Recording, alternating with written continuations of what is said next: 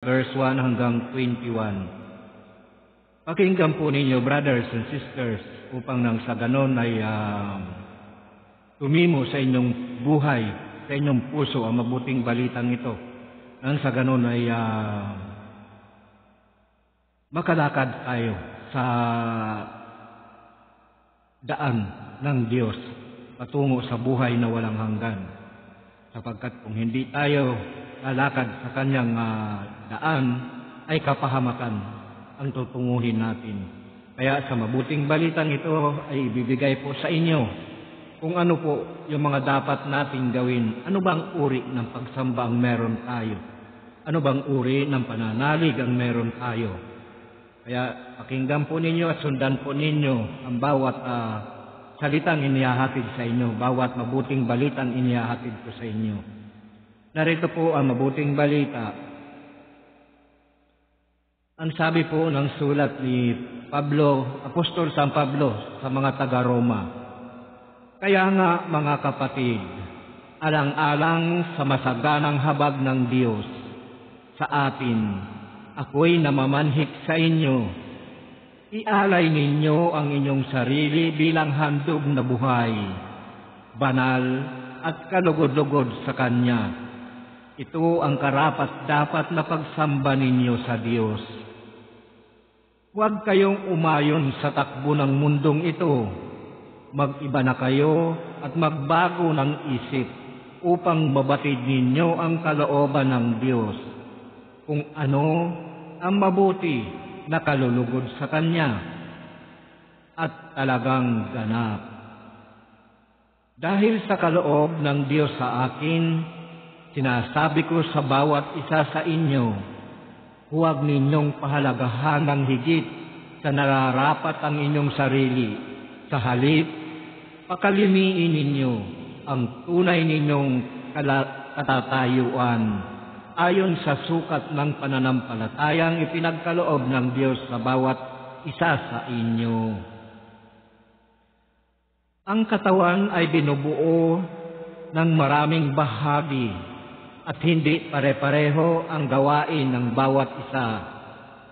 Gayon din naman tayo'y marami, ngunit nabubuo sa isang katawan ni Kristo at isa't isa'y bahagi ng iba. Yamang mayroon tayong mga kaloob na magkakaiba ayon sa kagandahang loob ng Diyos sa atin, gamitin natin ang mga kaloob na iyan. Kung paghahayag ng kaloob ng Diyos ang ipinagkaloob sa atin, ipahayag natin ito ayon sa sukat ng ating pananampalataya. Kung paglilingkod, maglingkod tayo. Magturo ang tumanggap ng kaloob na pagtuturo.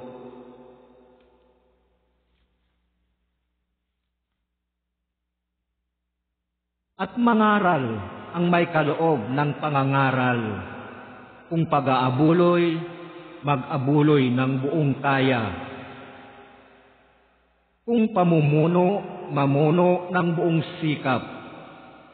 Kung nagkakawang gawa, gawin ito ng buong galak. Ngunit tunay ang inyong pag-ibig. Kasuklaman ninyo ang masama.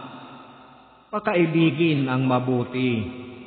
Mag-ibigan kayo na parang tunay na magkakapatid. Pahalagahan ninyo ang iba ng higit sa pagpapahalaga nila sa inyo. Magpakasipag kayo at buong pusong maglingkod sa Panginoon. Magalak kayo dahil sa inyong pag-asa. Magtiyaga kayo sa inyong kapighatian at laging manalangin. Tumulong kayo sa pangailangan ng mga kapatid. Ibukas ninyo lagi ang inyong pinto sa mga taga-ibang lugar. Idalangin ninyo ang mga umuusig sa inyo. Idalangin pagpalain at huwag sumpain. Magalak kayo sa mga nagagalak. Makitangis sa mga tumatangis. Magkaisa kayo ng loobin, huwag kayong magmamataas, kundi makisama sa mga aba. Huwag ninyong ipalagay na kayo'y napakarunong. Huwag ninyong gantihin ng masama ang masama. Sikapin ninyong mamuhay ng marangal sa lahat ng panahon.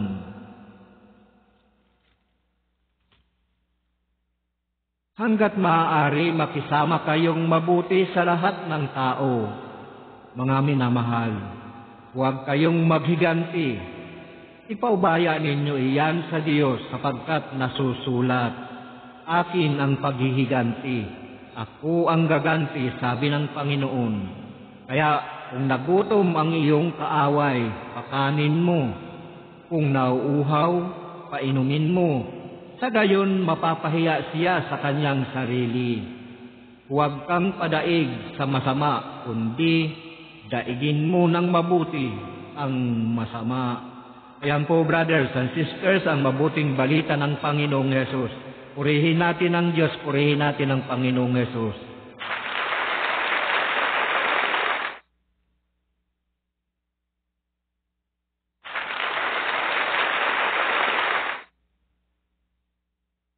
So ano po ba ang ibig sabihin nito na sinasabi ni Apostol San Pablo sa mga taga-Roma, ang sulat niya?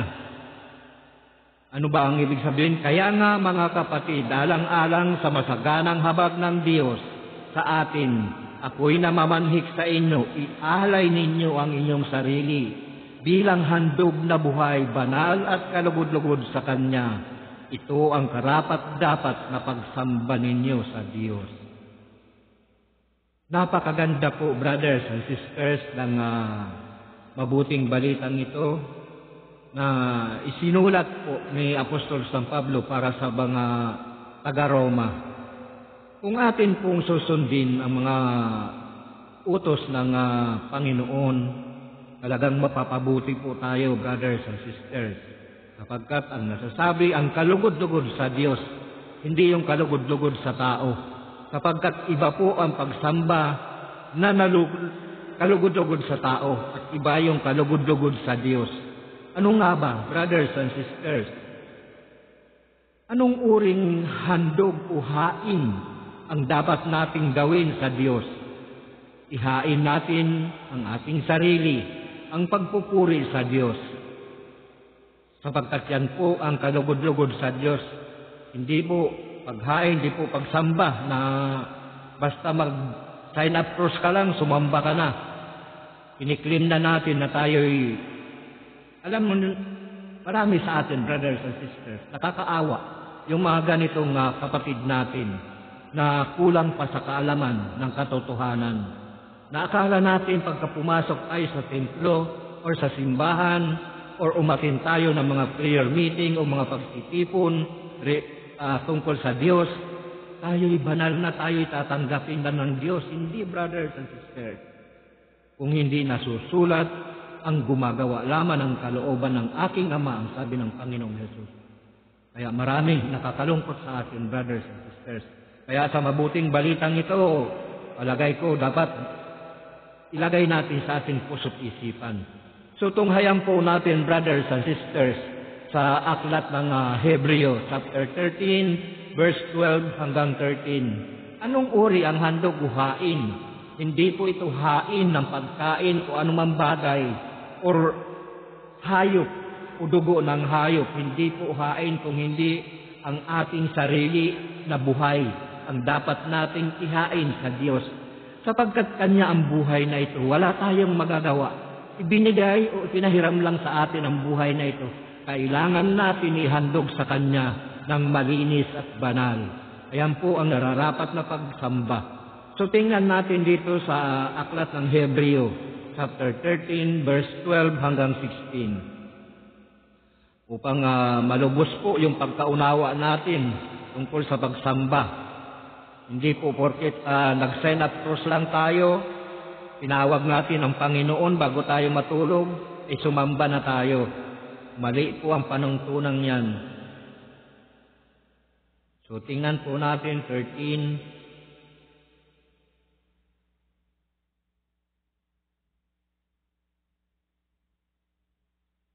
Pakinggan po ninyo. Gayon din naman, namatay si Jesus sa labas ng pintuang bayan upang malinis niya ang tao sa kanilang kasamaan. Ayan po, brothers and sisters, so nilinis na tayo sa pamagitan ng kanyang dugo. Kaya pumunta kayo sa kanya sa labas ng bayan at magbata rin ng kadustahan kanyang tiniis. Ayan po, brothers and sisters, unang step kung paano tayo magiging kalugod-lugod sa Diyos. Magbata tayo sa kadustahan kung ano ang tiniis ng Panginoong Jesus. Sapagkat marami sa atin, brothers and sisters, kapag tayo'y nananalig at nananampalataya na sa Diyos at sumasa atin na ang Diyos, marami ang mapupuot sa atin, marami ang magagalit sa atin, marami ang magnanais na ibagsak tayo, brothers and sisters. Ngunit ano ang sabi ng Panginoong Jesus sa Mateo? Dapat kayong magpakatatag at magalak at lumukso sa tuwa kung dumarating sa inyo ang mga bagay na yan, kapagkat sumasa inyo ang Diyos. Ayan po ang dapat nating gawin. Magbata tayo sa mga kadustaan, kapagkat darating yan, panahon na yan, at na ngayon na nga, nangyayari na. Kapag ikay humiwalay na sa sanlibutan, uusigin ka na makasanlibutan. So dapat tayong magpakatatag. Ayan lagi ang hagubilin ng Panginoong Jesus, magpakatatag. Ayan din ang sinabi ng Panginoong Diyos Ama kay Josue nung isinalin sa kanya yung pangunguna doon sa mga Israelita patungo sa lupang ipinangako ng Diyos, sapagkat nung namatay na si Moises ay si Josue ang kanyang hinalili bilang upang manguna doon sa mga tao sa Israelita na inilabas galing doon sa Ehipto. So ano ang sabi ng Diyos Ama kay Josue? Lagi mong alalahanin itong aking tagubilin. Magpakatatag ka, tibayan mo ang iyong loob. Huwag kang matatakot o mawawala ng pag-asa, sapagkat akong si Yahweh ang iyong Diyos ay sasa iyo saan ka man pumunta. So yan po mga brothers and sisters, kaya wala tayong dapat na ikabahala. Kung kalooban ng Diyos, mangyayari at mangyayari, sapagkat nasusulat. Hindi po tayo makakaligtas doon kung kalooban na ng Diyos. So yan po, ang una, magbata tayo. Sabi niya,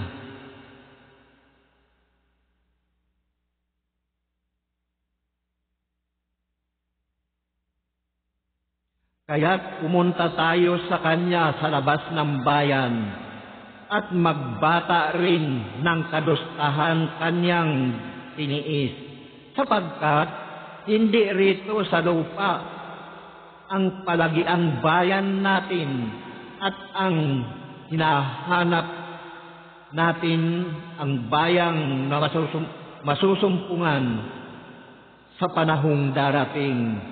Kaya't lagi tayong maghandog ng hain ng pagpupuri sa Diyos sa pamagitan ni Jesus, pagpupuring nagpapahayag ng ating pagkilala sa kanyang pangalan.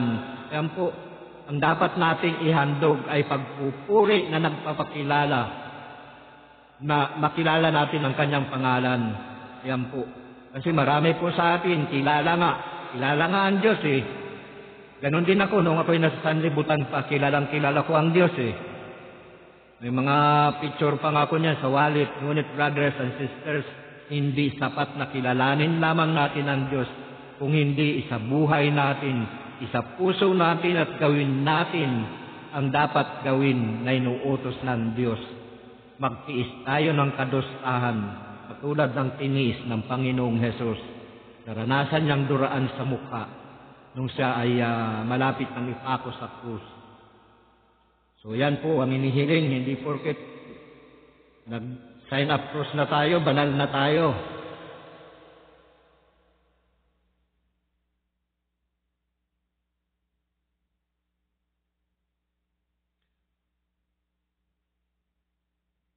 Kaya't lagi tayong maghandog ng hain ng pagpupuri sa Diyos sa pamagitan ni Jesus, pagpupuring nagpapahayag ng ating pagkilala sa Kanyang pangalan, at huwag nating kaligtaan ang paggawa ng mabuti at ang pagtulong sa iba, sapagkat iyan ang haing pinalulugdan ng Diyos. Ayan po, kilalanin natin ang Diyos, tulungan natin yung mga nangangailangan ng tulong. Ayan po ang kalugod-lugod na pagsamba sa Diyos. So malinaw po, brothers and sisters, ang ipinapahayag ng mabuting balita, hindi lamang sa pagsamba, hindi lamang sa pag-sign up cross, hindi lamang porket kilala natin ang Diyos ay sumasamba na tayo. Kung hindi, ang pagtulong sa mga aba, sa ating kapwa, at pagkilala na ang Panginoon ang sang Diyos na buhay. So yan po, napakalinaw po, brothers and sisters. Kaya ano din po ba ang ibig sabihin ng huwag kayong umayon sa takbo ng mundong ito, mag-iba na kayo at magbago ng isip upang mabatid ninyo ang kalooban ng Diyos kung ano ang mabuti, nakakalugod sa Kanya at talagang ganap. Hindi porket nanampalataya tayo at sumasamba na tayo sa Diyos ay mayasabi na natin na ganap ang ating pagkilala o paglingkod or nakalulugod sa paglingkod ng Diyos. Hindi po yan. Meron po tayong mga tuntunin dyan na dapat nating gawin. May mga tuntunin ang Diyos, may mga utos ang Diyos na dapat nating gawin. Hindi porket ang sabi nga, huwag kayong umayon sa takbo ng mundong ito. Mag-iba na kayo at magbagong isip. Nakakalungkot, brothers and sisters, marami sa atin. Kung alin pa yung masama, yun pa yung maraming nahuhumalin doon. Hindi po ba tayo nagtataka sa mga ganyan? Marami ang nangangaral ng salita ng Diyos na magbagong buhay, talikdan ang kasamaan. Ngunit marami pa rin ang hindi nakakarinig. Marami pa rin ang hindi tumatalima sa salita ng Diyos. Marami pa rin ang hindi nakakakilala sa Diyos. Kaya hindi pa sila tumatalima. Kaya ang panalangin ko lagi na sana'y dumating ang araw na lahat ng tao ay magkakaisang sumisigaw, purihin ang Diyos. Ayan po ang lagi kong panalangin. Purihin lagi ang Diyos. Sapagkat sa Kanya lamang ang papuri at parangal na dapat nating inaalay ang ating sarili sa pagpupuri sa Diyos, hindi sa paggawa ng masasama. Mag-iba tayo ng isip, magbago tayo ng isip. Huwag tayong umayon sa takbo ng sanlibutan ito, ng mundong ito. Sapagkat kung waayon tayo, mahuhulog din tayo sa hukay na walang hanggan. So anong dapat nating gawin, brothers and sisters? Anong uring pamumuhay dapat nating gawin upang magbago tayo ng pag-iisip at huwag tayong umayon sa pag-iisip ng mga nasa sanlibutan. So, tunghayan natin, brothers and sisters, dito sa aklat ng 2 Pedro chapter 1 verse 3 hanggang 9. Pakinggan po natin upang sa buhay po natin, sundin natin ang mga pulutin natin, yung mga gandang aral na naririnig natin. Huwag natin pupulutin yung masasamang aral ng sanlibutan. Kapagkat wala tayong tatamuhin, wala tayong hihintayin doon, brothers and sisters. Ngunit kung ang mabuting balita ang ating napupulutin, atin isa sa puso, atin isa sa buhay. Brothers and sisters, buhay na walang hanggan ang pangako ng Diyos sa atin. Kung susundin natin ang sanlibutan, kaisipan ng sanlibutan, ano ang kahinatnan natin? Kalaliman na walang hanggan at dagat-dagatang apoy sa impyerno. Kung mananatili tayo sa lumang buhay natin. Kaya narito kami, pinagkatiwalaan ng salita ng Diyos upang ibahagi sa inyo ang salita ng Diyos sapagkat nasusulat, sapagkat ang sinugo ng Diyos ay nagpapahayag ng mga salita ng Diyos. Ang sabi po ng Panginoong Jesus sa aklat ng Juan, chapter 3, verse 34, sapagkat ang sinugo ng Diyos ay nagpapahayag ng mga salita ng Diyos at walang sukat ang kanyang pagkakaloob ng Espiritu Santo. Ayan po. So, ibig sabihin, kapag nagpahayag ang isang tao o sugo ng Diyos, ibig sabihin, sinugo siya ng Diyos at hindi siya ang nagsasalita kung hindi ang Espiritu ang nagtuturo sa kanya. Pakinggan natin, brothers and sisters, kung bakit ko nasabi. Dito sa aklat pa rin ni Juan, chapter 14, verse 26. Ano ang sabi ng Panginoong Jesus? Ngunit ang patnubay, ang Espiritu Santo na susuguin ng Ama sa pangalan ko, ang siyang magtuturo sa inyo ng lahat ng bagay at magpapaalala. Mag-aano, brothers and sisters? Magtuturo sa atin ang banal na Espiritu Santo na galing sa Ama, na sinugo ng Ama para sa atin sa pangalan ng Panginoong Jesus. Ayan po, kaya hindi basta-basta po ang nagpapahayag ng salita ng Diyos, sapagkat wala tayong alam nito kung mananangan lamang tayo sa ating sarili. Ayan po, ano ang sabi ng Panginoong Jesus? Ngunit ang patnubay, ang Espiritu Santo na susuguin ng Ama sa pangalan ko, ang siyang magtuturo sa inyo. Sino ang magtuturo sa atin, brothers and sisters? Ang Espiritu Santo na galing sa Diyos Ama. Sinugo ng Ama upang gumabay sa atin at magturo sa pangalan ng Panginoong Jesus.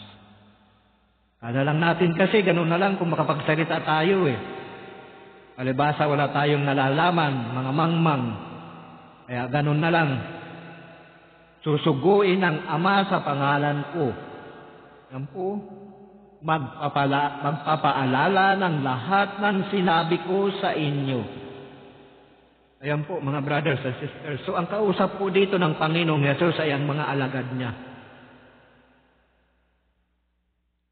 So, hindi po basta-basta magpahayag ng salita ng Diyos kung hindi ka papatnubayan ng banal na Espiritu. Kala lang natin kasi, ganun-ganun na lang, mali ka. So, wala naman nalalaman. So, kawawa tayo, brothers and sisters. Kaya narito ang mga nangangaral sa inyo ng salita ng Diyos upang ito ay sa puso ninyo, sa buhay ninyo. Sapagkat yan ay mula sa Diyos. Ginawa lamang kami isang alipin. Ginagampanan ko lamang ang tungkulin ko bilang alipin ng Panginoon. Mas mainam na, mas mabuti pa kung sa Panginoon tayo magpaalipin dahil ano ang hihintayin natin? Buhay na walang hanggan. Kung sa kasamaan tayo magpaalipin, anong hihintayin natin? Dagat-dagatang apoy. Doon tayo paparusahan, maglalangoy-langoy tayo doon. So magpaalipin na tayo. Dalawang option lang yan May option lagi ang Panginoon. Magpaalipin sa Panginoon o magpaalipin tayo sa mga bisyo natin o sa kasamaan natin. Dalawa lang yan, brothers and sisters. Pamimilian natin. Buhay o kamatayan. Yan lang yan. Paalipin sa Panginoon o doon tayo sa impyerno. Magpaalipin tayo kay Satanas. Kapag aalipinin tayo niyan hanggang doon sa impyerno, kapagkat siya ang mamamahala sa impyerno So anong gusto natin? Paalipin tayo sa Panginoon, nadadalhin tayo doon sa pastulan. Siyempre doon ako sa Panginoon. Kapagkat maganda roon, malamig doon. Diba, brothers and sisters? So, anong uri ang pamumuhay ang dapat nating taglayin? So tunghayan natin dito, brothers and sisters, sa aklat ni Kalawang Pedro, chapter 1, verse 3 hanggang 9. Pakinggan po ninyo.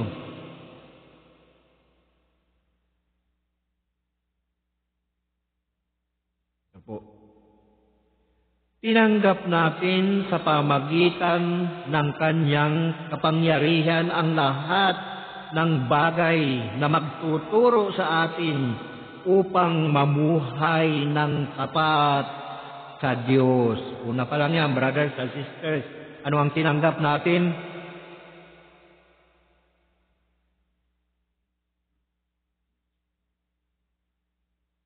Sa pamagitan ng kanyang kapangyarihan ang lahat ng bagay na magtuturo sa atin upang mamuhay ng tapat sa Diyos. Ito'y dahil sa ating pagkakilala. Yan po, nakilala natin. Kaya hindi basta-basta magkilala lang natin ng Diyos. Okay na. Kailangan gawin natin. Hindi pwede yung okay. Sabi ng Bisaya, okay na. Hindi ganun ang panambahan, brothers and sisters. Hindi na okay.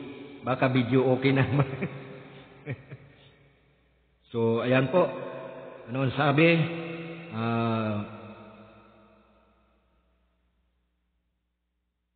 Ito'y dahil sa ating pagkakilala kay Jesus na siya ring tumawag sa atin upang bahaginan ng kanyang karangalan at kapangyarihan. Anong binahagi sa atin? Ano ang nais ibahagi sa atin, brothers and sisters ng Panginoon? Karangalan at kapangyarihan. Sapagkat yun ang pangako niya eh. Kapangyarihan. Ang manalig at manampalataya sa Kanya ay pwedeng sabihin doon sa isang puno ng sikumuro, mabunot ka at tumalima ka, matanim ka sa dagat. Ayan ang pangako ng Panginoon noon, nung nangangaral pa siya. So anong ibinigay sa atin? Kapangyarihan. Karangalan at kapangyarihan. Sa pamamagitan nito, nangako siya ng mga bagay na mahalaga upang makaiwas kayo sa mapanirang simbuyo ng kahalayan umiiral sa mundong ito at makihati sa kanyang kalikasan bilang Diyos. Kita mo? Makikihati tayo sa kalikasan ng Panginoong Yesus bilang Diyos. Diba? Pero ano nga bang dapat natin gawin, brothers and sisters? Maganda yung mga pangako ng Panginoong Yesus. Ang kanyang iniwan sa atin. Ngunit ano nga ba ang dapat natin gawin? So, pakinggan niyo, brothers and sisters. Basahin natin. Sa verse 5. Dahil dito, pakinggan niyo, brothers and sisters. Dahil dito, sikapin ninyong idagdag sa inyong pananampalataya ang kabutihang asal, sa kabutihang asal ang kaalaman. So kailangan natin yan, brothers and sisters, kaalaman, karunungan na nanggagaling sa Diyos. Sapagkat kung mananwangan tayo ng karunungan ng sanlibutan, wala tayong mapapala, brothers and sisters. Mahuhulog pa rin tayo doon sa hukay na walang hanggan. So, ayan ang mga kailangan natin, brothers and sisters. Sa kaalaman, ang pagsupil sa sarili. Ano ba pagsupil? Halimbawa, may bisyo ka. Inaalipin ka nito. O ikaw madaldal ka. Supilin mo ang dila mo upang hindi ka maging madaldal. Manahimik ka. Ayan po ang ibig sabihin yan. Supilin natin ang ating sarili. Halimbawa, lasinggo ka. Ay, di bawasan mo. Hindi naman sinasabi na huwag kang uminom eh. Ang sabi lang, maglasing, huwag kang maglalasing. Di ba? Eh kung magnanakaw ka, di supilin natin ang sarili. Itali natin sa poste kung hindi natin masupil. Tali natin ang isang buwan yan. Kung nangangati yung kamay natin upang magnakaw, tingnan natin, tali mo sa isang buwan yan.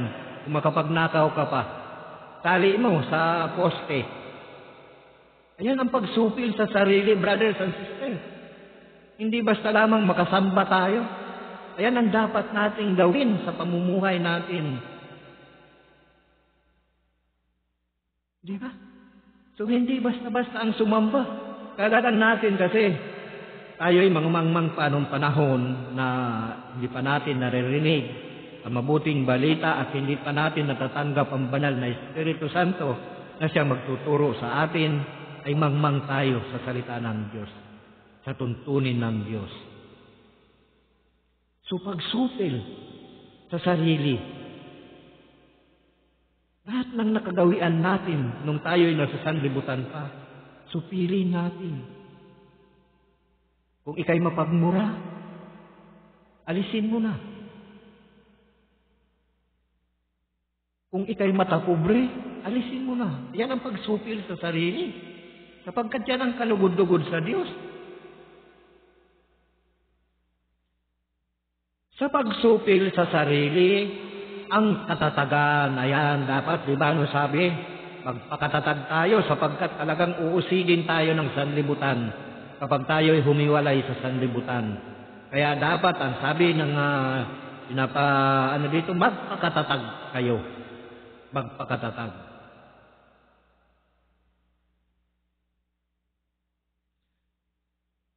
Sa katatagan, ang kabanalan, o yan, dapat nating taglayin sa pamumuhay nating kabanalan. Sa kabanalan, ang pagmamalasakit sa kapatid. Sa pagmamalasakit, ang pag-ibig. Ang mga katangiang iyan ang kailangan ninyong taglayin at pagyamanin upang ang inyong pagkilala sa Panginoong Hesukristo ay huwag mawalan ng kabuluhan at kapakinabangan. Napakalinaw, brothers and sisters. Ang sinumang wala ng mga katangiang iyan ay mistulang bulag na nakalimot na pinatawag na siya ng kanyang mga kasalanan. Ayan po, brothers and sisters. Kung wala tayo sa mga katangiang ito na nabanggit ko, mistula tayong bulag na nakalimot na pinatawad ng ating mga kasalanan. Sapagkat yun ang dahilan kaya bumaba ang Panginoong Hesus, kaya inutusan ng Ama na bumaba ang kanyang anak na nagbata, nagpakahirap at namatay ng ikatlong araw ay muling nabuhay upang nang sa ganon sa kanyang pagkabuhay, sa kanyang pagkamatay ay namatay din tayo ang ating mga kasalanan. At sa kanyang muling pagkabuhay ay muli tayong nabuhay sa panibagong buhay na aayon sa Panginoong Hesus. Ang tanong, nabago na ba natin ang ating pamumuhay? Yun po ang malaking katanungan sa atin. Nabago na nga ba? Kayo nang bahalang magdesisyon doon. Tanungin niyo sarili ninyo, nabago na nga ba ang pamumuhay ko mula nung ako'y nagkaroon ng sapat na pag-iisip sa mundong ito? Ano ba ang kaibahan ng ngayon at sa kayong noon? Lagi tanong natin sa sarili natin, nabago na ba ang pamumuhay ko? Ano ba ang matatamo ko sa ganitong pamumuhay? Napakalinaw, brothers and sisters.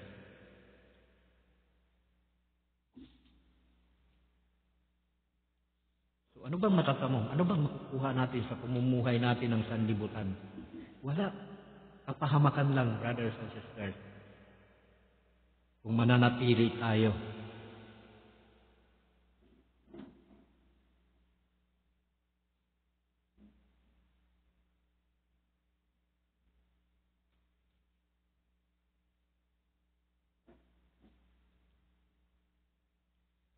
Dahil sa kaloob ng Diyos sa atin, sinasabi ko sa bawat isa sa inyo huwag ninyong pahalagahan ng higit sa nararapat ang iyong sarili. Sa halip, pakalimiin ninyo ang tunay ninyong katayuan ayon sa sukat ng pananampalatayang ipinagkaloob ng Diyos sa bawat isa sa inyo. Yan po. Marami po sa atin ang naghahangad ng mga bagay-bagay na hindi naman kayang abutin. Ang iba napapahamak dahil sa paghahangad ng mga bagay na hindi naman natin kailangan sa buhay natin, sapagkat yan ay mga palamuti lamang. Maraming napapahamak sa paghahangad ng mga bagay-bagay na wala namang kabuluhan sa mundo. Ang iba nagnanakaw, ang iba pumapatay. Ano ang sabi dito? Dahil sa kaloob ng Diyos sa akin, sinasabi ko sa bawat isa sa inyo, huwag ninyong pahalagahan ng higit sa nararapat ang inyong sarili, sa halip pakalimiin ninyo ang tunay ninyong katatayuan ayon sa sukat ng pananampalatayang ipinagkaloob sa inyo ng Diyos. Ano bang dapat nating gawin? Anong uri bang meron tayong pananampalataya? Ano bang mga kaloob ito? Alam ba natin? Dapat kung anong ipinagkaloob sa atin ng Diyos, pagyamanin natin yun. Pagsikapan natin na makamtan yun sa pamagitan ng pamamaraan ng Panginoon. Upang nang sa ganun ay hindi tayo mapapahamak. Ang katawan ay binubuo ng maraming bahagi at hindi pare-pareho ang gawain ng bawat isa. Gayon din naman tayo'y marami ngunit nabubuo sa isang katawan ni Kristo at isa't isa ay bahagi ng iba. Yamang mayroon tayong mga kaloob na magkakaiba ayon sa kagandahang loob ng Diyos sa atin. Gamitin natin ng mga kaloob na iyan. Kung paghahayag ng kaloob ng Diyos ang ipinagkaloob sa atin, ipahayag natin ito ayon sa sukat ng ating pananampalataya. Ayan po. Kung pinagkalooban tayo, ipahayag natin ng buong puso na may katapatan. Pahayag natin ang salita ng Diyos. Sapagkat yun ang ibinigay sa atin, magpahayag ng salita ng Diyos. Ay hindi. Meron nagpapahayag, ibang ipinapahayag eh. Yung sarili niya. Ako, nag-aral ako sa ganito, nagtapos ako sa ganito, kaya ako nakaganito. Ilang taon ako nag-aral ng ganito. Hindi ganyan ang sukatan, brothers and sisters, ng totoong pananampalataya o paglilingkod sa Diyos.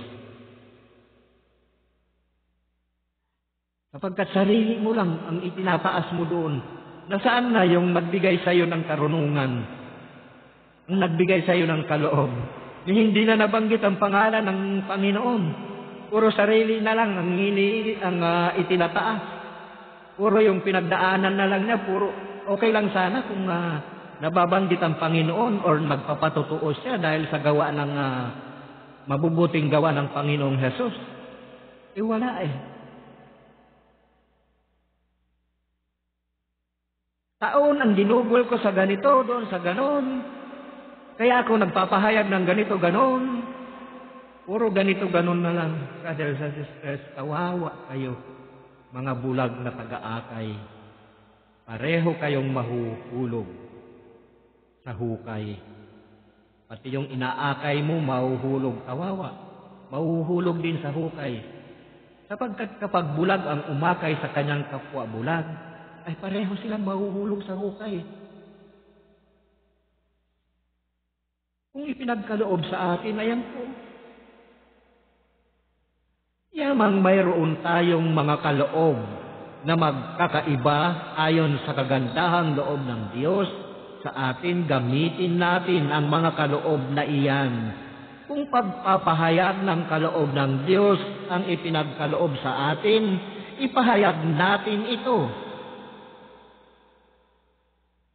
Kung pagpapahayag ng kalooban ng Diyos ang ipinagkaloob sa atin, ipahayag natin ito ayon sa sukat ng ating pananampalataya.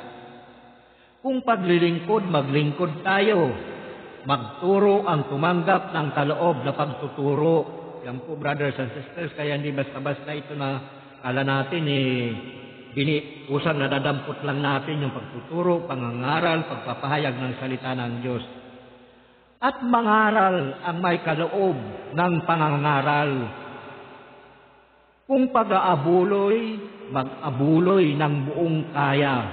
Kung pamumuno, mamuno ng buong sikap. Kung nagkakawang gawa, gawin ito ng buong galak. Ayan po, brothers and sisters. So, ano po ba ang mga uring kaloob na ito na dapat nating taglayin?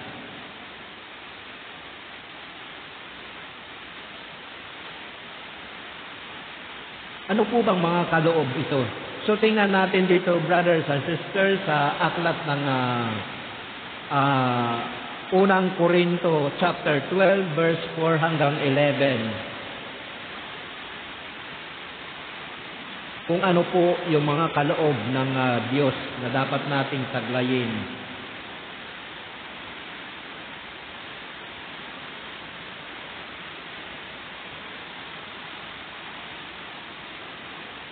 Hanggang 11. Pakinggan po natin. Iba't iba ang kaloob, ngunit iisa lamang ang Espiritong nagkakaloob ng mga ito.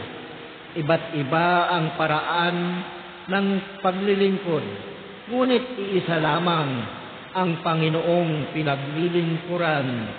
Iba't iba ang mga gawain,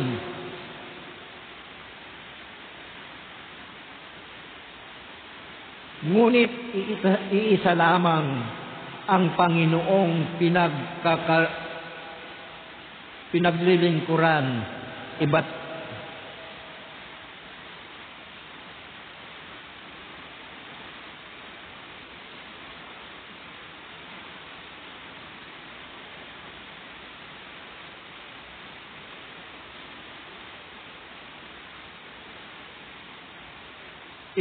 iba ang mga gawain, ngunit isa lamang ang Diyos na sumasa-lahat ng taong gumagawa ng mga iyon. Ang bawat isa'y binigyan ng kaloob na maghayag na sumasa kanya ang Espiritu para sa ikabubuti ng lahat. Sa isa'y pinagkaloob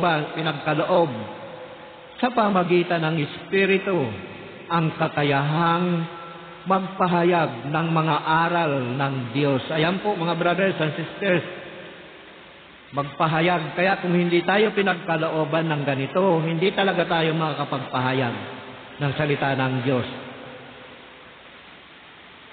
Sapagkat maliban na pagkalooban ng Diyos ang tao ay walang tatanggapin.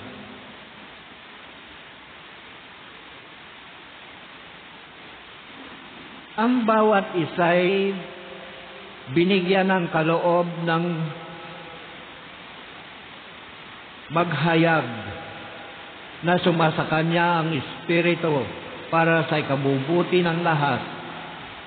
Sa isa'y pinagkaloob sa pamagitan ng Espiritu ang kakayahang magpahayag ng mga aral ng Diyos, at sa isa'y ang kakayahang makaunawa ng aral ng Diyos.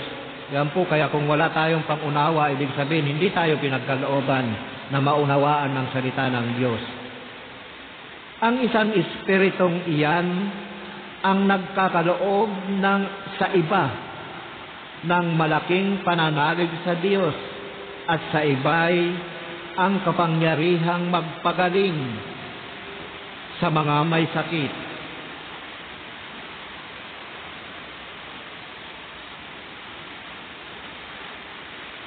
May pinagkalooban ng kapangyarihang gumawa ng mga kababalaghan.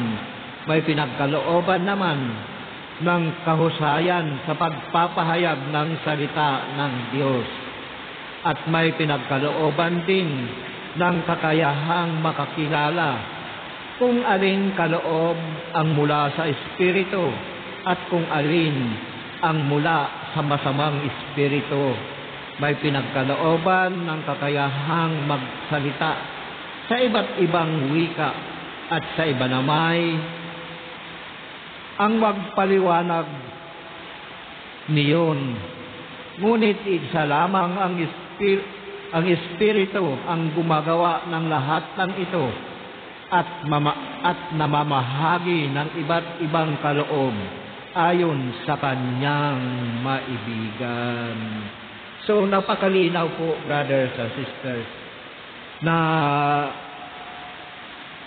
hindi po basta-basta na tayo'y makakaunawa sa salita ng Diyos. Hindi po basta-basta na tayo'y makakapagpahayag ng salita ng Diyos.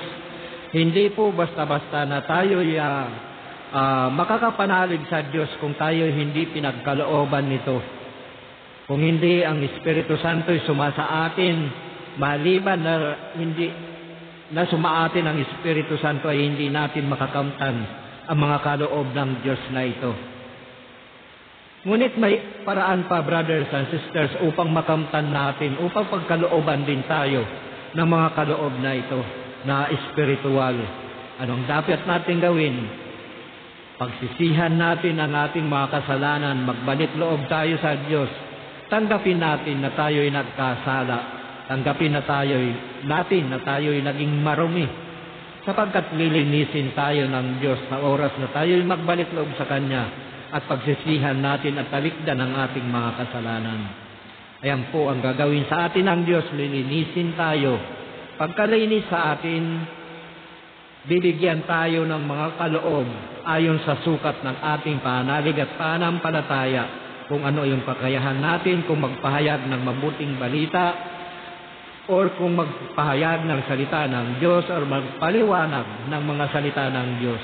Ayan po ang ipagkakaloob sa atin. Kaya hindi po basta-basta na makapagsalita lamang tayo ng ganyan. Kung talagang nagtatrabaho tayo sa Diyos, ang salita ng Diyos ang ating ipahayag.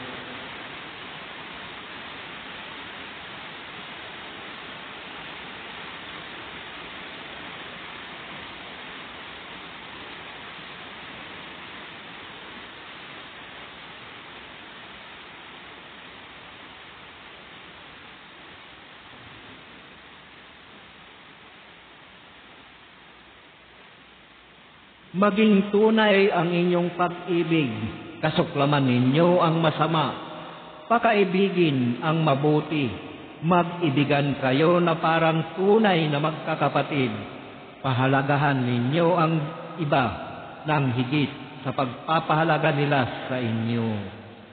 So ano ba ang dapat nating gawin?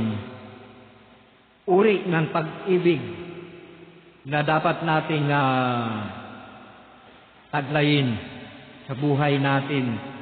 Kasi marami po sa atin, basta't umibig lang, kala natin kalugod-lugod na sa Diyos. Meron mga pag-ibig, brothers and sisters, na ito'y dahil sa laman. Umiibig ka dahil sa laman. Ito, ibigin ko to dahil maraming pera ito. Ito, ibigin ko ito dahil may palasyo ito. Iibigin ko ito dahil ito'y may mansyon. Marami po sa atin ang mga ganyan, naghahangad ng mga bagay na makasanlibutan. Kaya ang tunay na pag-ibig ay hindi inaalam. Walang nalalaman kung ano yung tunay na pag-ibig, ano yung kalugod-lugod na pag-ibig na sinasabi ng Panginoon. Ano nga ba ang tunay na pag-ibig, brothers and sisters, na dapat nating taglayin? Ano ba ang dapat nating gawin upang maipadama natin sa Diyos na tunay ang ating pag-ibig? So, tunghayan natin, brothers and sisters, dito sa aklat ng sa unang Korinto chapter 13 verse 4 hanggang 8. Pakinggan po natin, brothers and sisters.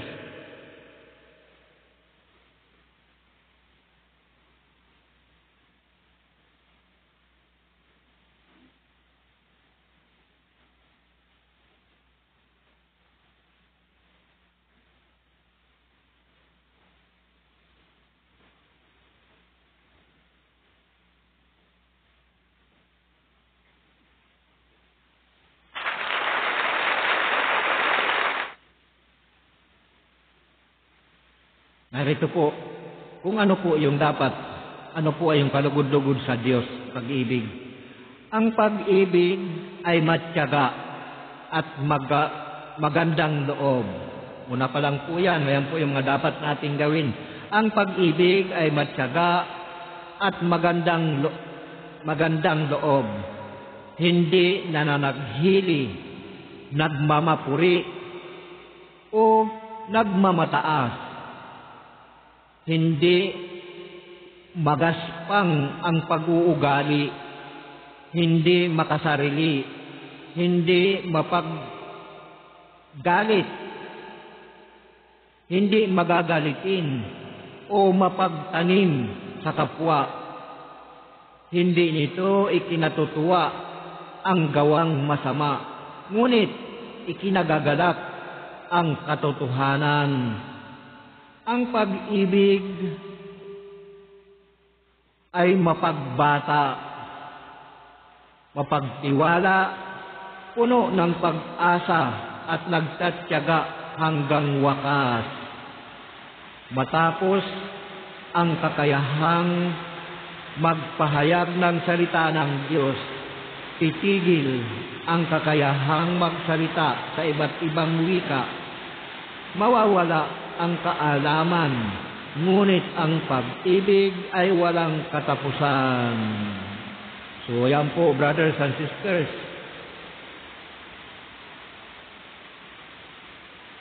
Ganyan po ang uri ng pag-ibig, ang kalugod-lugod sa Diyos. Hindi porket inibig natin ang ating kapatid ay enough na yon or kalugod-lugod na sa Diyos. Ayan po, kung wala po tayo sa ganitong katangihan, kung wala po tayo ng ganitong mga katangihan ng pag-ibig, ay hindi po yan kalugod-lugod sa Diyos. Sapagkat marami sa atin, ito iniibig ko ito kasi makakatulong ito sa akin. Ganyan po tayo sa sanlibutan. Lalapit lang tayo, ang ganda ng mukha natin, ang ganda ng pakitungo natin. Kapag tayo may kailangan sa ating kapatid. Ngunit pagtalikod, pagkatapos, pagkaibinigay na sa atin, nandung yung pangungutya, kung ano-anong sasabihin natin na masama. Hindi po yan pag-ibig. Yan po ay pag-ibig ng sanlibutan. Ngunit ang kapag-ibig na galing sa Diyos ay yung po yung tinunghayan natin. Magbata sapagkat ang Panginoong Hesus dahil sa pag-ibig niya sa atin ay dumanas siya ng hirap, katakot-takot na hirap. Hindi lamang hirap, namatay pa siya at nabuhay nung ikatlong araw.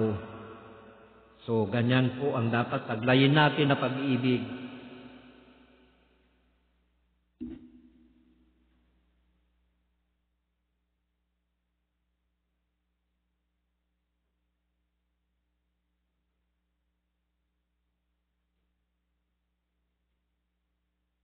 Magpakasipag kayo at buong pusong maglingkod sa Panginoon.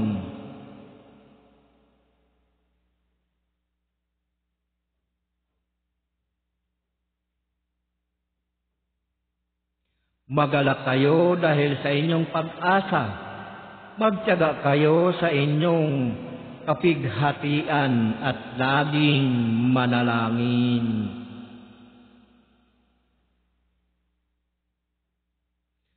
So ano ba ang kalugod-lugod, brothers and sisters, sa Diyos sa pamumuhay natin sa sanlibutan ito?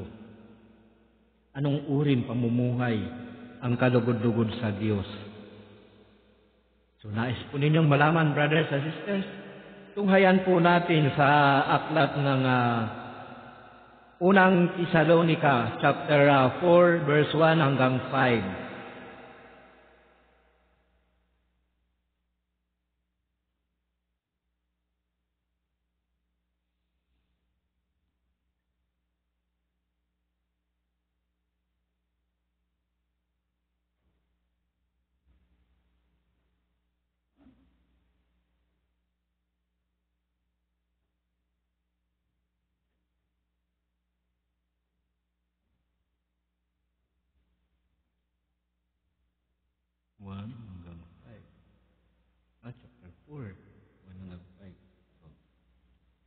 Narito po, brothers and sisters, yung pamumuhay na nakakalugod sa Diyos, kalugod-lugod sa Diyos.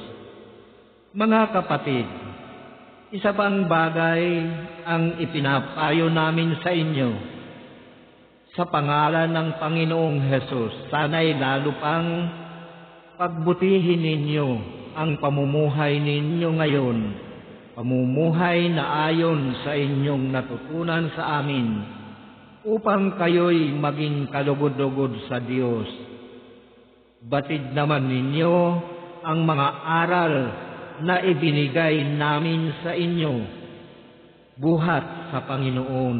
Ayan po, basta't lahat ng aral ay buhat sa Panginoon. Buhat sa Panginoon, Panginoong Hesus. Ibig ng Diyos na kayo'y magpakabanal at lumayo sa kahalayan. Dapat maging banal at marangal ang layunin ng sinuman sa kanyang pag-aasawa, at hindi pagsunod lamang sa pita ng laman, tulad ng inaasal ng mga taong hindi nakakakilala sa Diyos. Ayan po, ganyan po ang marami sa atin, umiibig dahil sa pita ng laman. Ano ba yung mga pita ng laman? Ayan po, kung ano yung nananais natin, nahangad natin, magkaroon tayo ng kayamanan, kahit na mapapahamak tayo. Ayan po ang pita ng laman. Kung ano yung ninanais natin, anong ninanais ng ating laman, ng ating isipan, yun po ay sinusunod natin na kahit na ikapapahamak natin. So hindi po yan, ayon po ang itinuturo sa atin ng Panginoon na pamumuhay, na kalugod-lugod sa Diyos. Kala lang natin kasi, ganun na lang eh.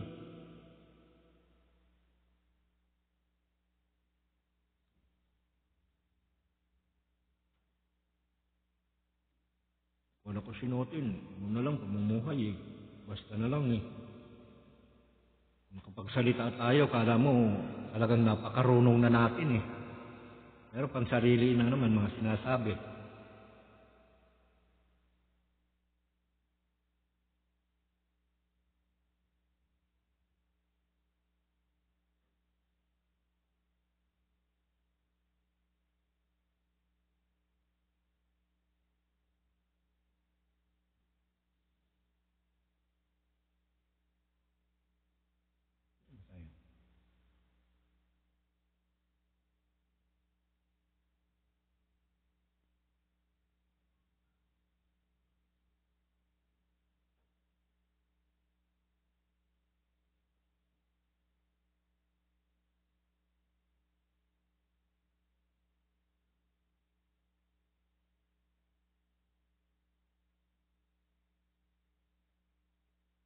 Tumulong kayo sa pangangailangan ng mga kapatid.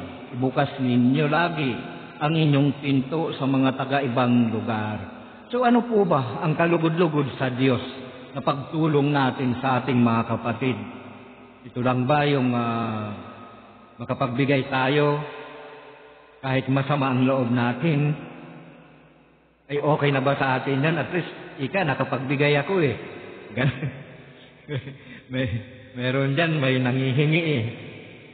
Pahingin 2 piso. Nagbigay nga. Pagkatalikod nung binigyan, wala na akong pera, wala nang...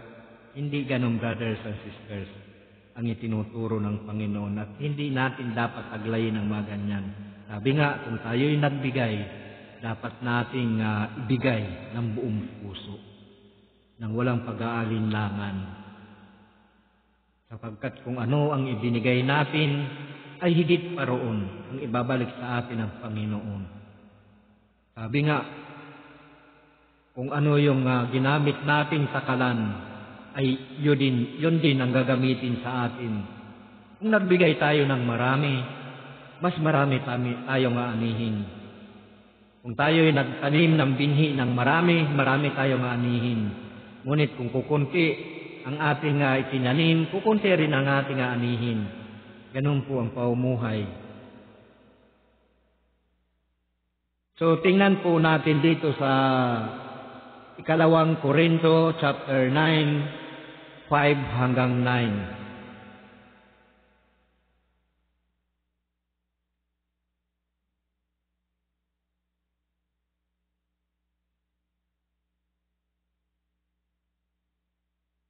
Ganito po ang dapat taglayin natin pamumuhay.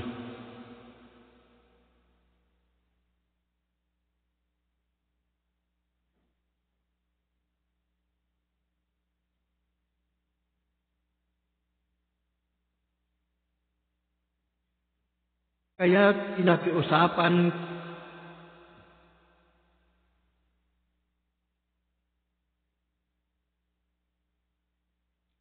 pinakiusapan ko ang mga kapatid na mauna riyan upang maihanda ang tulong na ipinangako ninyo sa gayon. Lilitaw na kusang loob, ayan po kusang loob dapat ang pagbigay natin. Kusang loob ang pagbibigay ninyo at hindi sa pilitan. Ayan po, kailangan magbigay tayo kusang loob, yung nanggagaling sa puso. Yung hindi pagkatapos nagsisisi tayo, ay ba't ko pa ibinigay yun? Wala na tuloy akong pera, wala na akong pamasahe. Maraming ganyan, brothers and sisters. So, hindi nakakalugod sa Diyos na tayo'y nagbigay nga, ngunit may sumbat. Hindi po kalugod-lugod sa Diyos yun. Dapat natin ikarangal, taas noo tayong magbigay kung nagmumula sa puso natin. Ngunit kung may kasunod na panunumbat, ay hindi kalugod-lugod sa Diyos yun, brothers and sisters. Ang kawawa lang tayo, para tayo naghihintay ng wala. Tandaan ninyo ito, ang naghahasik ng kakaunti ay mag-aani ng kakaunti, at ang naghahasik naman ng marami ay maraming aanihin, ay mag-aani ng marami.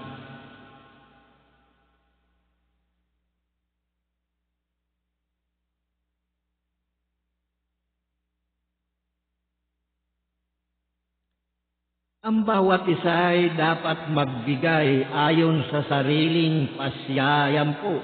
Hindi magbibigay kayong pita ng laman or tawag ng laman. Magbibigay kayong napipilitan ka. Kailangan yung galing sa puso natin kung tayo ay magbibigay sa ating kapwa. Ang bawat isa ay dapat magbigay ayon sa sariling pasya, maluwag sa loob, at di napipilitan lamang, sapagkat ang ibig ng Diyos ay kusang pagkakaloob.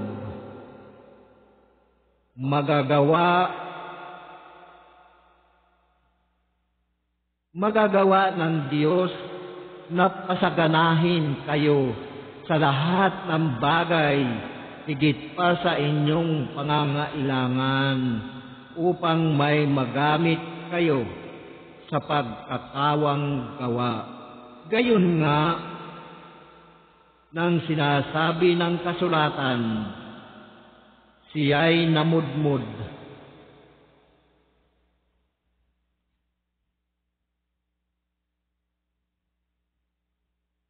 Siya'y namudmud sa mga dukha, walang hanggan ang kanyang kabutihan.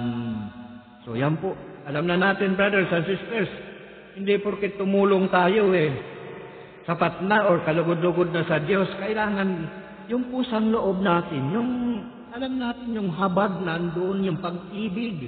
Kaya natin binigyan ng ating kapatid dahil nahabag tayo. At nandoon yung pag-ibig natin na nagmumula sa Diyos. Kaya ginagawa natin ang mga bagay. Ayan po yung kalugod-lugod sa Diyos. Hindi po na napilitan lang tayo. Ang kulit naman ito, bigyan mo nga. Hindi po ganyan, brothers and sisters, ang kaugalian ng mga taong may sumasakanya na ang Diyos. Kanina pa ito hingi ng hinibigyan mo nga, ang kulit. Kala natin, porque nakapagbigay tayo kalulugdan na tayo ng Diyos. Hindi, brothers and sisters, sapagkat nandito yung kalugod-lugod. Pusang loob, hindi pinilit, nagmumula sa puso na pagbibigay. Hindi sa nguso lamang. Meron nga niyan, nung ako'y nagsisimba pa Pagkabariya yung ibinibigay doon sa nangongolekta ng love offering nakatikom, nahihiya. Pero pagka 100 o 20 o 50, nakaladlad, nakaunat pa ng ganon, bago inuhulog doon sa doon sa lalagyan. Nakakahiya tayo, brothers and sisters. Hindi tayo nagiging totoo, nagpapakatotoo sa Diyos. Kung ano yung kaya natin ibigay, maging piso man yan o 50 o 25, kung nagmumula sa puso natin, alam ng Diyos na nagmumula sa puso natin ay kalulugdan tayo ng Diyos. Malaki nga ang binigay natin, ipaimbabaw lang naman. 100, nakalaglag pa ng ganon, nakaunat, hinuhulog ng ganon sa lalagyan Wala tayong matatanggap doon, brothers and sisters, na nagmumula sa Diyos. Pusang loob, nagmumula sa puso na pagbibigay, na pagbabahagi natin. Ayan po yung kalugod-lugod sa Diyos. Kasi naranasan ko rin yan Nung ako'y nasa sanlibutan pa Siyempre, nahihiya din naman ako. Kapag piso, or 5 piso, or bariya, nakatikom yung kamay ko, niyalaglag ko doon sa hindi ko pinapakita. Pero pagka mayroong 20 o mayroong papel na binibigay ko, nakaunat. Ganyan tayo, sa sanlibutan. Kapag wala pa tayo sa Diyos, wala pa sa atin ang Diyos, ganyan tayo. Yan ang alam natin. Sapagkat naging nangahawak tayo, nandun pa rin yung pagpapaimbabaw natin. Nakala natin kalugod-lugod sa Diyos. Brothers and sisters, kahit piso man yan o 25, kung nagmumula sa puso natin, dapat nating ikarangal yan. At hindi dapat ikahiya. Kung yun lang ang kaya natin, anong magagawa natin? Ayun ang kalugod-lugod sa Diyos. Hindi yung paimbabaw.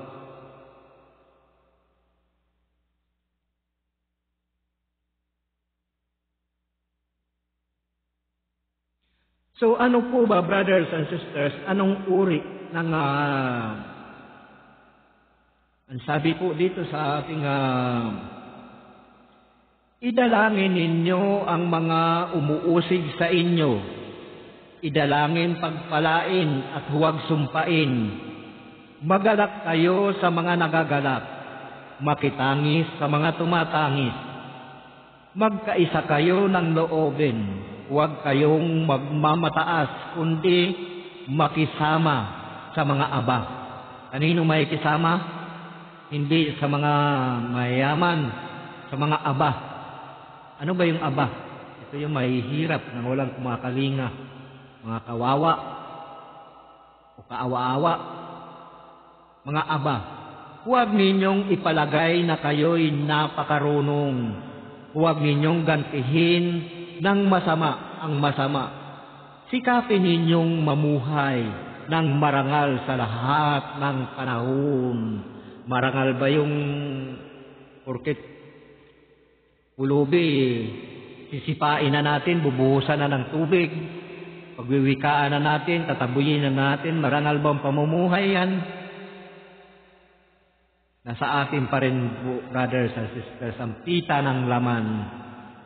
Pagkaganyan, hanggat maaari makisama kayo, makisama kayong mabuti sa lahat ng tao, hanggat maaari. Hindi sinabi na makisama kayo sa lahat ng tao, hanggat maaari. Sapagkat kung ang pakisamahan mo ay yung parang talangka, gusto mong pumasok sa kaharian ng langit, yung kasama mo naman o pakikisamahan mo naman, hihilain ka palabas ng pinto. So wag natin yung pakisamahan, sapagkat sumama man o magalit man sa atin yan, ang sanlibutan, ay huwag natin intindihin yan. Ang intindihin natin, makapasok tayo sa masikip na pintuan at sa kaharian ng langit, sapagkat naroon ang buhay sa masikip na pintuan. Mga minamahal, huwag kayong maghiganti. Ipaubaya ninyo iyan sa Diyos, sapagkat nasusulat, akin ang paghihiganti. Ako ang gaganti, sabi ng Panginoon. Kaya kung naggugutom ang iyong kaaway, pakainin mo. Kung nauuhaw, painumin mo. Sa gayon, mapapahiya siya sa kanyang sarili. Huwag kang padaig sa masama, kundi daigin natin. Daigin mo ng mabuti ang masama. Sa anong paraan, brothers and sisters, madadaig natin ang masama? Sa pamagitan ng mabuti. Mabuting gawa. Ano ba yung mabuting gawa? Ayan nga po, sulat na Pakainin natin ang mga napupuot sa atin. Painumin natin. So, ayan yung mga dapat nating gawin na, brothers and sisters. So, ano nga ba? Anong uri ng pag-ibig at handog ang kalugod-lugod sa Diyos? Kasi hindi porket naghandog tayo o nagbigay tayo sa ating kapwa, sapat na. Hindi po yung kalugod-lugod sa Diyos. Kailangan hanapin natin, sapagkat marami pa po tayong kailangang hanapin sa buhay natin. Maliban na tayo'y magbalik loob sa Diyos, marami tayong kailangang hanapin na mga bagay na espiritual, mga bagay na makalangit. Sapagkat nabalot ang kaisipan natin, nabalot ang sarili natin ng mga bagay-bagay na makasanlibutan. Ayan po ang nananahan sa atin ang pita ng laman. Nananahan sa atin sa ngayon kung hindi tayo magbabalik loob sa Diyos. Kung hindi natin tatalikdan ang ating mga kasalanan at magbabagong buhay, balot ng kasalanan ng ating katawan, ang ating buhay. Kaya sa mabuting balitang ito, marami tayong natutunan, brothers and sisters. Kung ano yung mga dapat nating gawin sa buhay natin. Ano ba ang uri ng pag-ibig at handog ang kalugod-lugod sa Diyos? Ano nga ba? So, tingnan natin dito, brothers and sisters, sa aklat ni Lucas, chapter 6, verse 27, 28, 32 hanggang 36.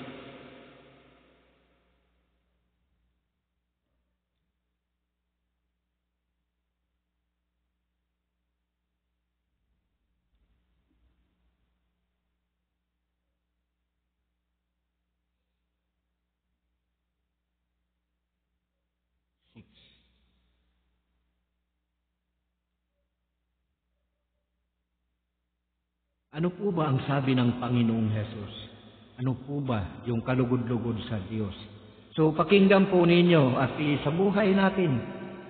At pag nilay-nilayan natin, much better kung meron tayong Biblia upang nang sa ganon, doon natin makikita kung ano yung sinabi ko rito sa inahayag ko sa inyo. Tingnan ninyo sa Biblia kung naroon. Kung nakita ninyo roon yung mga verse, chapter na yan, purihin ninyo ang Diyos. Magpasalamat kayo sa Diyos kapagkat dumating sa inyo ang kapayapaan sa bahay, sa sambahayan na yan.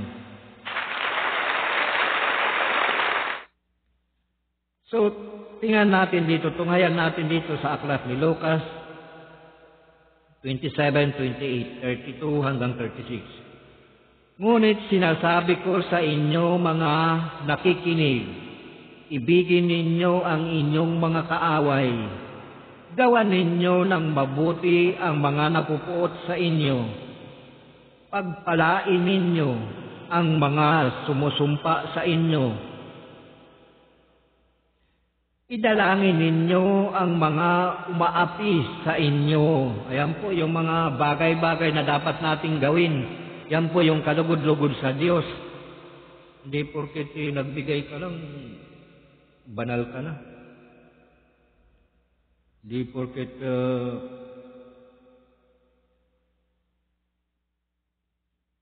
pinaupo mo lang sa jeep o sa bus nakatayo banal ka na.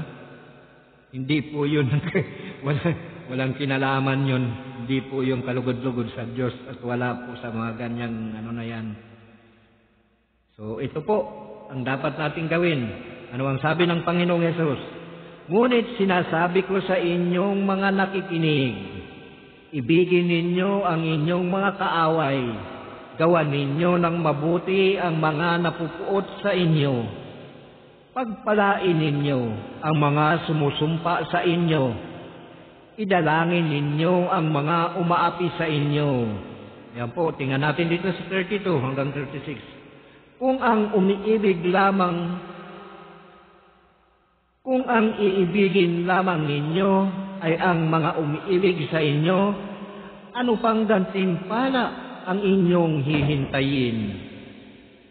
Kahit ang mga makasalanan ay umiibig din sa mga umiibig sa kanila. Pakinggan po ninyo, maganda po ang mabuting balitang ito kung ito isa sa buhay natin.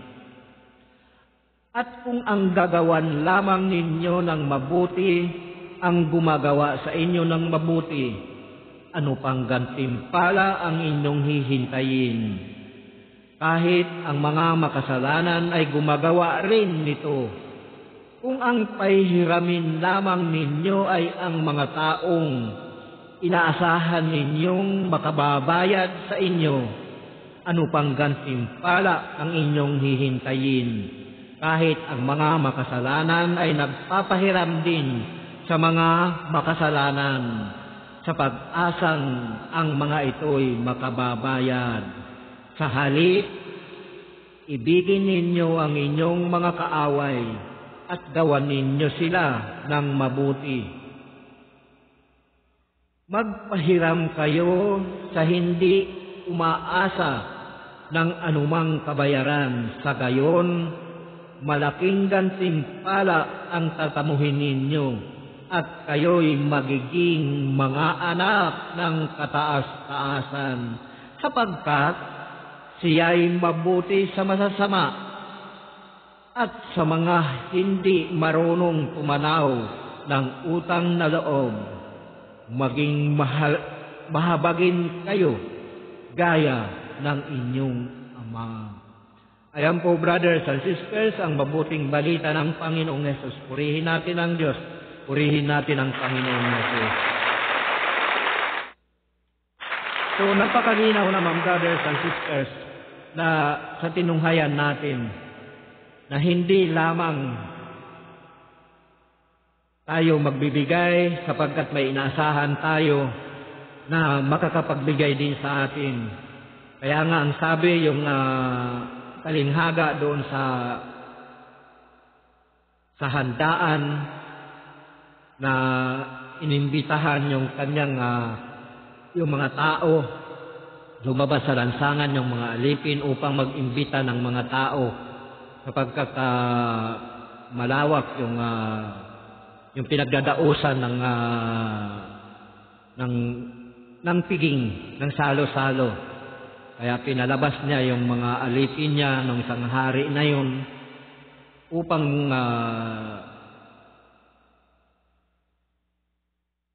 imbitahan yung mga pingkaw, mga pilay, mga bulag, at lahat ng walang may mga kapansanan at yung mga taong walang kakayahan na gumanti sa atin ng kung anuman yung ating ipinagkakaloob.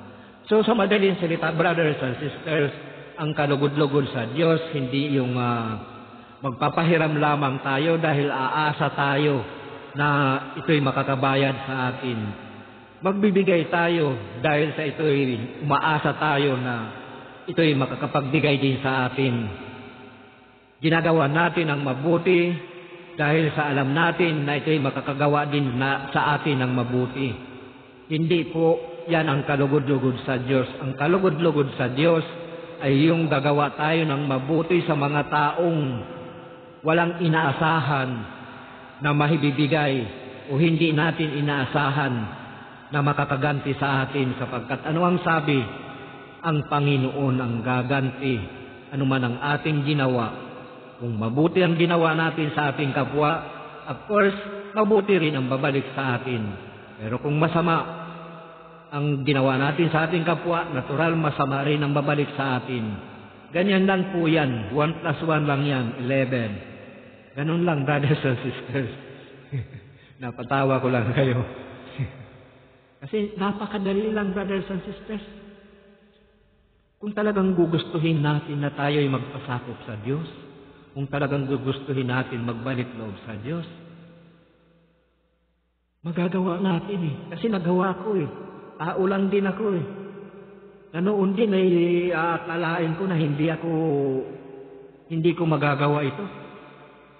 Sapagkat marami sa atin, brothers and sisters, kaya nag-aalinlangan na pumasok sa kaharian ng Diyos, magpasakop sa Diyos at magsisi at talikdan ang mga kasalanan, sapagkat ito yung mga dahilan. Una, kung marami kang kaibigan, kapag ikay nagpasakop na sa Diyos, pinalikdan mo na yung mga dati mong gawain, yung dating lasenggo ka, dating nainigarilyo ka, dating babaero ka, dating magnanakaw ka, dating holdupper, dating mamatay tao. Kapag yan ay tinalikdan mo na, brothers and sisters, lahat yan nang naging kasama mo doon sa mga nabanggit kong yun o meron pang iba na hindi ko nabanggit, ay magagalit kayo kapag iiwanan mo sila. Ganyan po marami sa atin ang dahilan. Yung iba naman, kinakatakot nila, baka iwanan ako ng aking mga kamag-anak, o baka kamuhian ako ng aking mga kaibigan, o baka mamuhi sa akin ang aking mga kamag-anak, o baka tawagin akong nasisiraan ng ulo. Ganyan po ang marami sa atin. Ngunit hindi natin alam kung tayo'y magpapatuloy sa ating mga kahibangan, sa ating mga kasalanan, tayo ang masisiraan ng ulo. Kung hindi tayo magbabalik loob sa Diyos, hindi natin tatalikdan ang ating mga kasalanan, sapagkat yan po ang nasusulat sa banal na kasulatan. Yan po ang salita ng Diyos. So malinaw po, brothers and sisters. Ganyan po ang marami sa atin. Kaya napakahirap na pumasok sa kaharian ng langit. Napakahirap na pumasok sa makipot na pintuan. Sapagkat marami tayong maiiwan dito. Katulad ng mga ari-arian, lupa. Kaya nga, ang sabi ng Panginoong Hesus, ang sino mang umiibig sa kanyang ama o ina, mga kapatid, o anak, na babae o lalaki, nang higit sa akin, ay hindi karapat-dapat sa akin. Ano po ba ang ibig sabihin ng Panginoong Hesus doon sa binigkas ng iyon, doon sa salitang iyon? Sapagkat marami po sa atin. Nakala natin ang pagsunod sa Panginoong Hesus ay pag-iwan na sa mga mahal sa buhay. Ito po ay sinabi lamang ng Panginoong Hesus sapagkat itinuturo niya mismo ang pag-ibig. Paano niya sasabihin ng ganon? Ang sino mang umiibig sa kanyang ama o ina o mga anak na lalaki o babae nang higit sa akin ay hindi karapat-dapat sa akin. Of course, kaya nga sabi nga, unahin natin ang Panginoon bago ang ating sarili. Sapagkat itinuturo niya ang pag-ibig. Kasi doon nga nabuo ang kautusan ni Moises at ang mga sulat ng mga propeta. Pagdating ng Panginoong Hesus sa pag-ibig na buo. Dahil sa pag-ibig sa atin ng Panginoong Hesus, namatay sa krus at muling nabuhay upang tayo'y iligtas sa ating mga kasalanan. So ang ibig sabihin lamang po noon ng sinabi ng Panginoong Hesus ay unahin natin ang Diyos. Unahin natin ang Panginoong Hesus bago ang lahat. Sapagkat sabi nga, ipagkakaloob sa atin ang lahat ng bagay. Ang importante, mauunahin natin ang Panginoon. So yan lamang po, brothers and sisters, ang paalala ko sa inyo. Sumainyo ang pagpapala at kapayapaan ng Diyos Ama, Diyos Anak at ng Diyos Espiritu Santo. Hanggang sa muli, brothers and sisters, kung loloobin ng Panginoong Yesus, na ako'y muling makapagpahayag ng mabuting balita ng Panginoon. Sumainyo ang kapayapaan at pagpapala ng Diyos Ama, Diyos Anak at ng Diyos Espiritu Santo. Lord, salamat po sa mabuting balita na aking ibinahagi sa aking mga kapatid. Salamat po, Lord God, sa banal na Espiritu Santo na gumabay sa akin upang magpahayag ng mabuting balita ng Panginoong Yesus. Salamat po at naibahagi ko ng maayos. Ganon din po, Lord God, sa mga instrumento na aking ginamit ay naging maayos naman po. Maraming salamat po, Lord God. At samot dalangin ko, Ama, sa oras na ito, ang sino man po ang makapanood ng bidyong ito, sana po ay kung sila man po ay may mga karamdaman, sana po ay gumaling na po ang kanilang mga karamdaman. Kung sila man po ay pinanghihinaan na sumunod sa iyong kalooban, ay bigyan niyo po ng kalakasan ng loob upang makasunod sa iyong kalooban. Kung sila man po ay may mga suliranin sa kanilang pamilya, sana po ay matugunan na po or maayos na po ang kanilang mga problema. Kung nangailangan po sila ng pinansyal, sana po ay matugunan na po ang kanilang pangailangan. Saan man pong abutin ang mabuting balitang ito, sana po ay tumimo sa kanilang puso't isipan. Ganon din po, Lord God, ang mga namumuno sa bayang ito ay inilalapit ko rin po sa inyo mula sa pinakamababa hanggang sa pinakamataas. Sana po ay bigyan niyo po sila ng kalakasang kalusugan upang mapamunuan nila ang mga tungkuling inyong inilatan sa kanila. Mapapunuan nila ng naayon sa kalooban mo, Ama. Bigyan niyo po sila ng pangunawa na nagmumula sa inyo, Lord God. Bigyan niyo po sila ng kalakasan, kagalingan ng pagpamumuno. Ganon din po, Lord God, ang bansang ito ay nilalapit ko rin po sa iyo na sana po ay hangad ko po ang proteksyon ng banal na mga anghel upang nang sa ganon ay hindi basta-basta magapi ng kalaban. Kayo lang po ang makagagawa ng mga bagay na yan.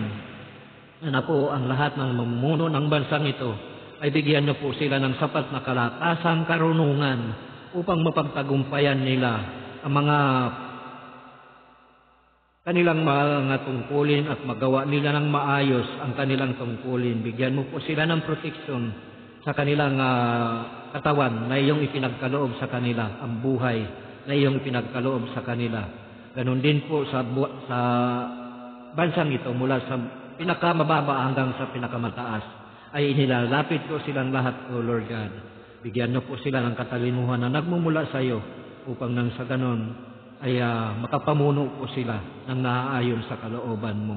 Maraming salamat, O Lord God. Hinihingi ko po ito sa pangalan ng aming Panginoong Hesukristo na iyong bugtong na anak.